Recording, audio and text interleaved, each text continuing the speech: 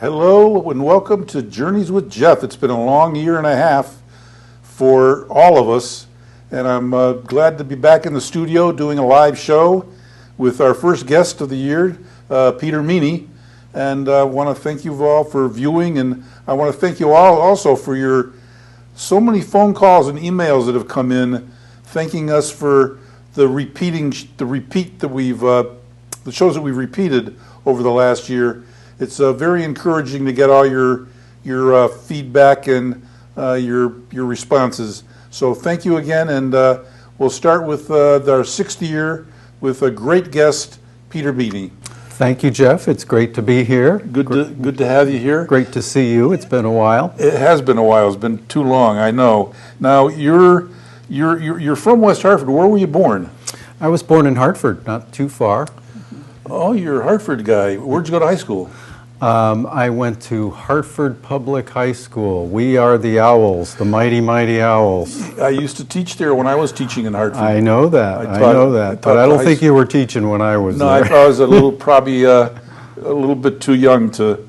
But so you were brought up and raised in Hartford. Yeah, I grew up most of my years on Sisson Avenue. We lived right across from the firehouse on Sisson Avenue. Yeah, if you know where the I-84 entrance is and exit, we were right across from that firehouse. In fact, when our family moved there, it wasn't a firehouse, it was a farmhouse, and where the highway hadn't even been built yet. So Hartford was a very different place then. Where the highway is now was all just a forest. And I used to, as a kid, just go across the street, and that was my playground. There were trails through there, and you could go right up to like the Mark Twain house and the Park River. So all us kids on Sisson Avenue, that was our playground. Well, you went to the old Hartford High then?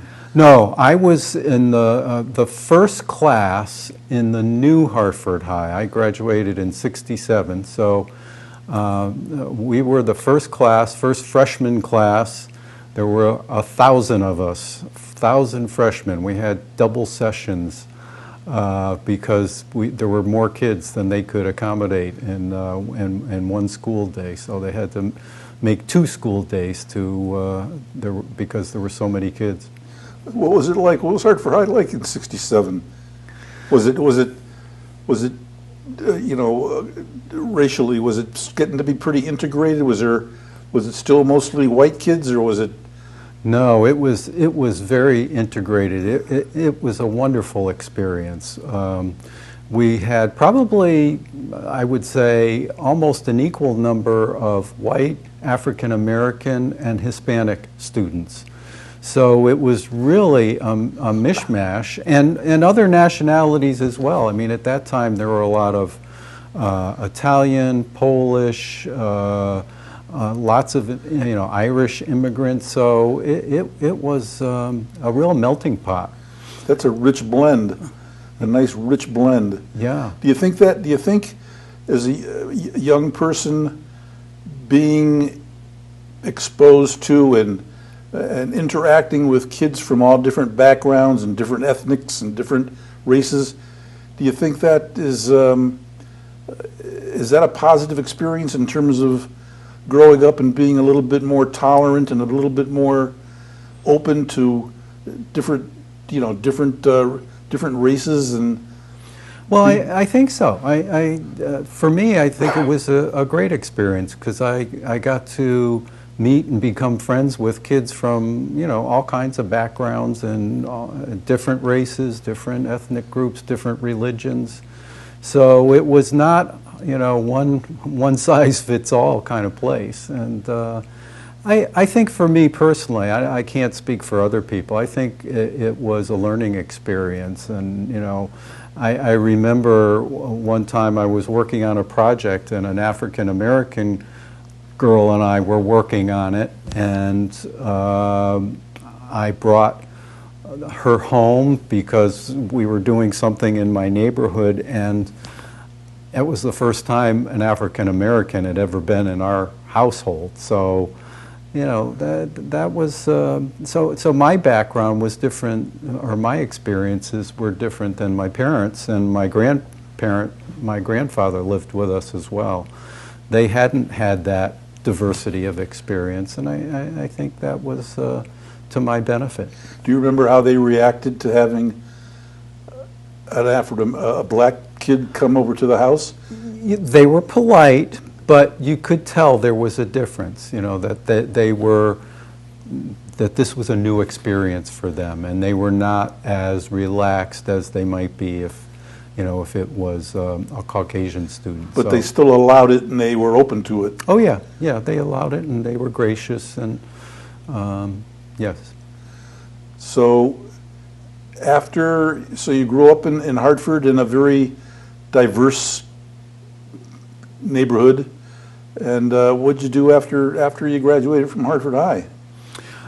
Then I went on to college. I went to Notre Dame in Indiana, and graduated from there 4 years later with a degree in psychology. That was a whole different experience. The Fighting Irish. The Fighting Irish, wow. yeah. I had some wonderful football teams then. Joe Theismann was the quarterback, and some great basketball teams too. We beat UCLA one year, and so we had quite a team. So you got your psychology degree, you said?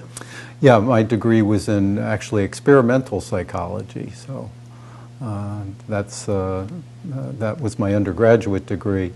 And then, I worked at a variety of jobs, including I was an ambulance driver at one point, and that was due to the fact that my brother was co-owner of an ambulance company in West Hartford, L&M Ambulance. So I became an EMT, and during summers in college, and then after I graduated, I worked for the ambulance company until he fired me. What'd you do? Run some red lights? No. You weren't supposed well, to? if you remember the early 1970s, that was, the Cultural Revolution, and people my age were wearing bell bottoms and long hair, and so I didn't cut my hair. So he said he was going to fire me, and he did. The counterculture.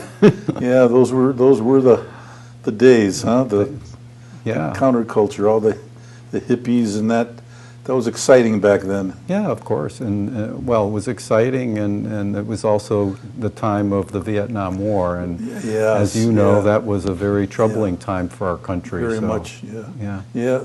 So, obviously you came back when you got your degree. Did you come back to Hartford? Yeah, I did. My parents at that point had moved to Rhode Island for a job change that my dad had. But not having spent any time in Rhode Island, when I came back, I continued to live in Hartford, either staying with relatives or friends, and until I, got on my own feet, got my own apartment. But I had a variety of jobs for about 5 years, and then I finally saw the light and said, I've got to get an advanced degree to really get a good job, and that's when I got my degree in school psychology at the University of Hartford. University of Hartford. Yeah. And so when you got that degree and your career, what did you do what did you wind up doing for a career? Yeah. Well, I was very fortunate in that my first job was with the Glastonbury Public Schools, and that ended up being my career. I worked for Glastonbury for 33 years. I worked at all the different grade levels from high school to preschool, and I was very fortunate. In one year, 1995, I was a Fulbright Exchange teacher. Even though I wasn't a teacher, they still allowed school psychologists to do exchanges.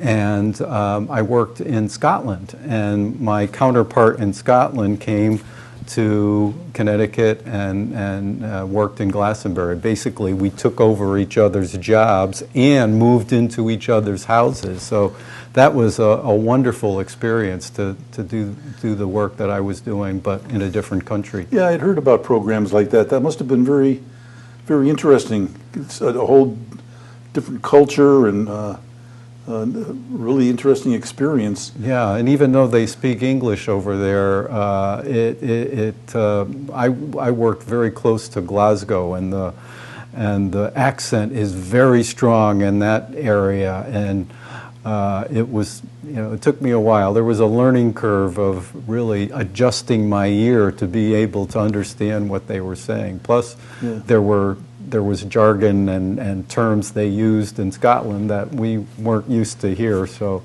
yeah, it was a steep learning curve, and the educational system was quite different as well. You were a school psychologist, I take it, right? Right. Over there, they called them educational psychologists. Now, did your job, was it, what did it mainly involve? Was it mainly like seeing these kids and administering tests and stuff like that, or did you work with them, as a counselor?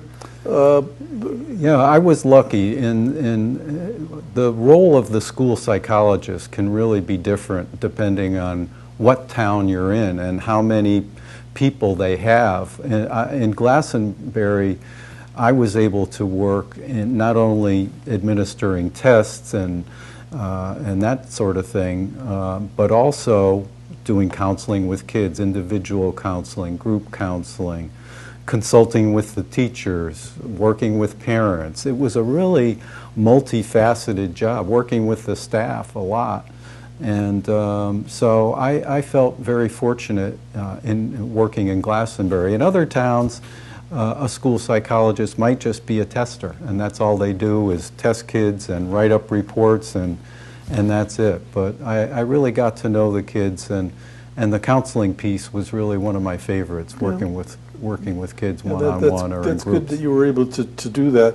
What would, just to take a step back, were there some glaring differences when you were over in Scotland at that time? What were some of the more glaring contrasts that you observed and experienced from compared the Scottish culture, the society in general, the mindset, compared to the American culture? What was some of the major differences that you felt? Yeah, well, one thing, it was very clear that the resources there weren't the same as the resources we had in a town like Glastonbury. For example, in Glastonbury, I worked in one elementary school with about 400 students. In Scotland, I worked at 6 elementary schools with about 2,000 students, and that was in 3 days. The other 2 days, one day a week, I did preschool work, and then the 5th day, I was back in the office doing administrative kind of stuff. So the most I would be at any one school would be once every 2 weeks for maybe half a day. So there, I would come in, talk to the principal and a couple of the administrators, and they'd kind of give me their big problem of the day or the week or the month, and I'd try to help out. And it wasn't just school psychology, it was they didn't have in elementary schools a music teacher, an art teacher, a school librarian, things that are pretty pro forma, what we kind of expect in our suburban districts especially. The resources weren't as great there. So you must have felt kind of overwhelmed, like trying to spread yourself out, with so many 2,000 kids in so many different schools. Was it frustrating? Feeling like you're not in a position where you can really feel that you can make any kind of a difference? No, because I knew up front that there was no way that I could reach the number of students that I could in Glastonbury. So I just focused on what I could do and tried to make the most of the opportunities that I had. And so I had some great experiences working there. I really, really appreciate it. You mentioned the cultural differences. One of the things you learned, or at least this was true in 1995, and it may have changed, in Scotland people don't move around as much. It was very common for people to live in an area of town and their grandmother was 2 streets over and the whole family was in a very small geographical area. And, you know, it's a small country. It's not like the United States where my daughter was working in Oregon. Well, those kind of distances are, you'd be in a different continent when you're in Scotland. So, you know, people stayed in one area and tended not to move as much. Not as mobile as around as here. Yeah. So you came back. You say you had a daughter. So at what point did you, when you came back, at what point did you start a family and get married and? Well, I was already married when we were in Scotland. My wife, Deb, and my daughter, Olivia, who was 3 at the time. They came with you? They came with me, yeah. Oh, yeah. wow. Yeah, I wouldn't have left them behind, yes. Yeah. And my counterpart had 4 children, so he brought 4 kids to Manchester, where we were living at the time. Yeah, and that was a great experience for my wife. And my daughter doesn't remember when we were there first, but we made 2 trips back, and she was old enough to remember those trips, and we visited our neighbors who we had become very good friends with when I was working in Scotland. And then you were there for a year? Yeah, a whole year. And then you came back here. At what point, you did tell me when we were briefly talking, you did tell me that for some years now you've been practicing the Buddhist philosophy. Yep. How did you get involved in that? What got you interested in that? Yeah, I guess it was an interest that I had for some time, but I didn't really get serious about it. I tried meditation on and off when I was, probably in my 40s and 50s.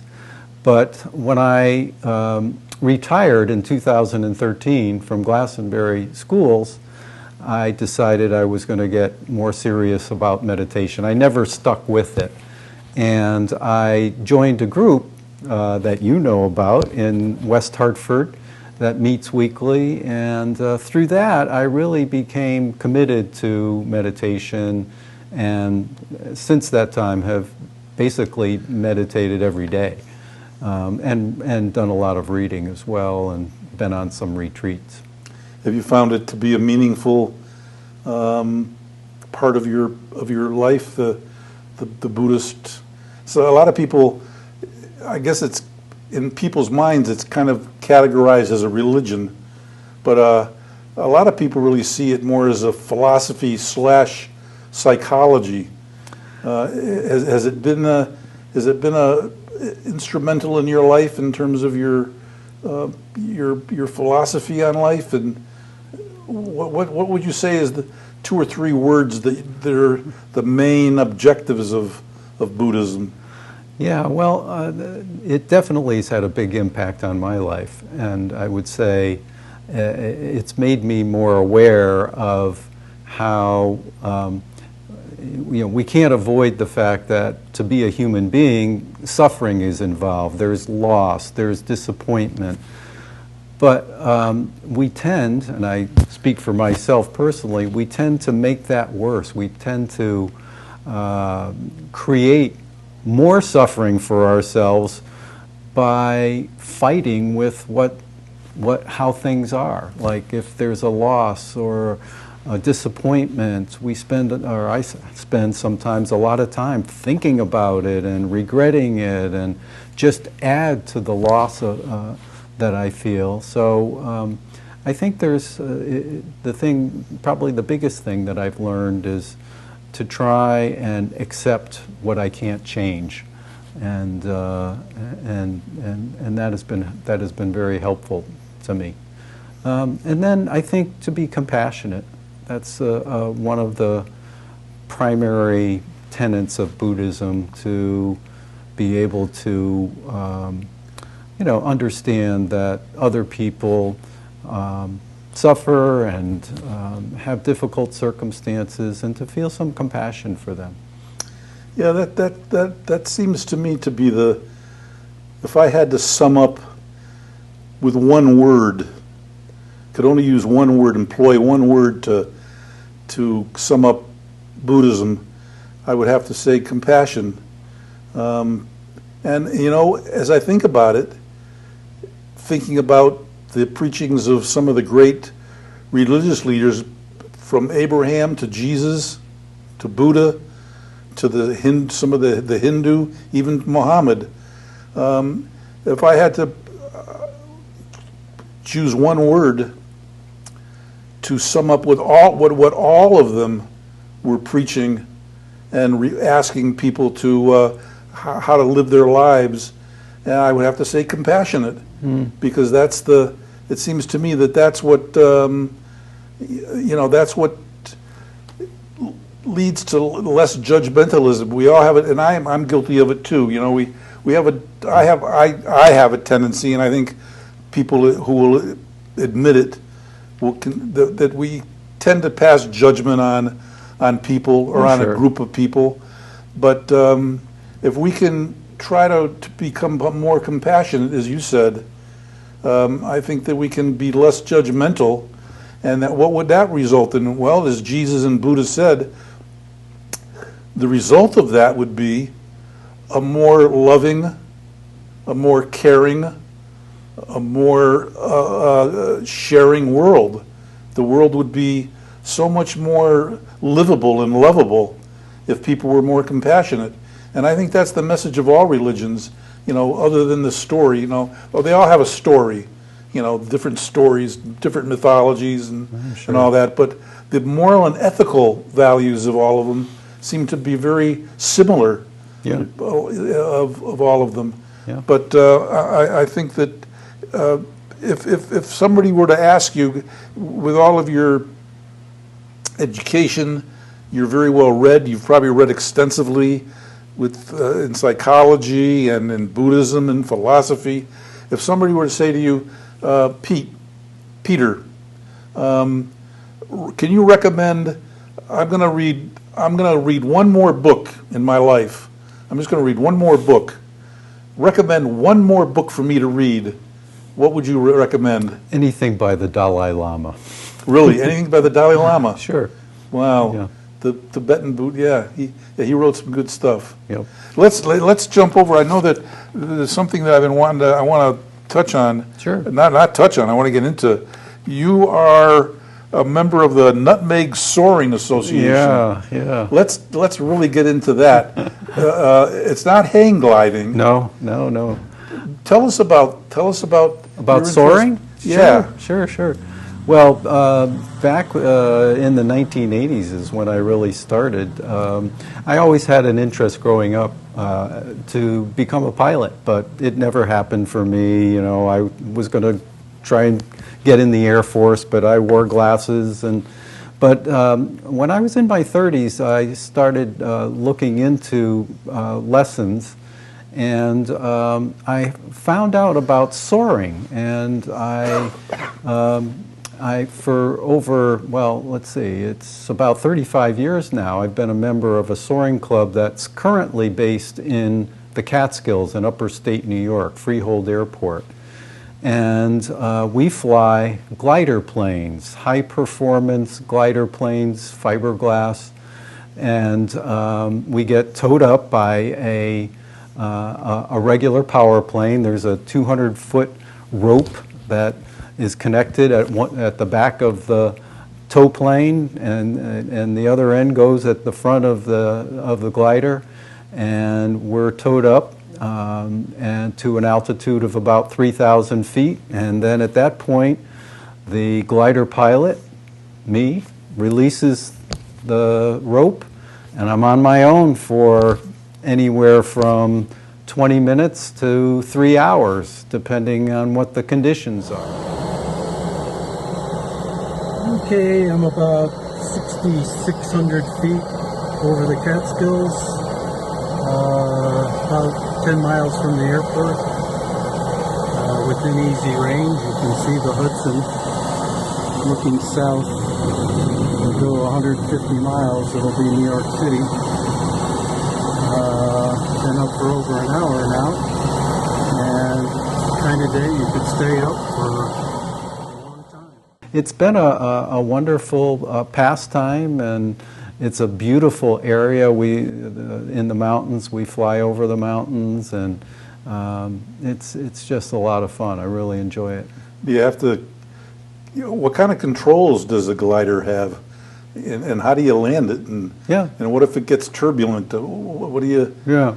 There's no engine. Correct. So what do you have in terms of controls? Well, very simple. There's a stick in front of you, and that controls your pitch. That's whether you're pointing down towards the ground or whether you're pulling back and trying to pull up.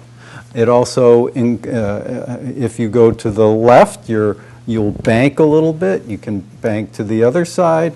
You have two pedals that move the rudder in back, and that assists you to make a coordinated turn. And then one very important piece of instrumentation is the dive brakes. And when you fly in a jet aircraft, you see these big panels come out of the wings that help the plane to land, to come down. And we have the same kind of thing in a glider. We pull the dive brakes, and that allows us to make a controlled descent to our landing spot. How long did it take you from when you first started learning, to be able to do a solo trip? It took me probably about 25 or 30 lessons in a two-place glider with an experienced instructor. And that can vary from person to person. Some people can do it in less than that. Young people can learn very quickly. We have some young teens in our club that are really fast learners. And some people, it may take 50 or 60 flights before they're okay to solo. And then once you solo, then you can work towards getting your actual license, where you can take up passengers and and fly anywhere where there are gliders, any clubs or commercial operations. What if some of the viewers want to learn more about that? Is there you have a www just site that we'll put it up on the graphics. Okay, yeah. Could you say that what that is? Yeah, it's nutmegsoaring.org. www.nutmegsoaring.org. That's it. And people can access that. And all the information they need. There's nothing in Connecticut, though? Anything in Connecticut? There are some smaller clubs in Connecticut. I believe there's one in Danielson, at Danielson Airport, and there may be one other. There used to be one at Waterbury Airport. That's actually where I first learned. But I don't believe there's a soaring operation there anymore. So they're kind of spread out in this part of the country. Out west, there are a lot more. Well, it sounds like from Hartford High to Notre Dame to Glastonbury to Scotland, sounds like you've had a very, very rich journey through life, and we're gonna close out and thank you for coming. Okay, well, that's another Journeys with Jeff. I want to thank you very much for tuning in and sharing time with our guest, Peter Meny, and hope to see you next time. Thank you very much. Until next time, Jeff Grande, take care.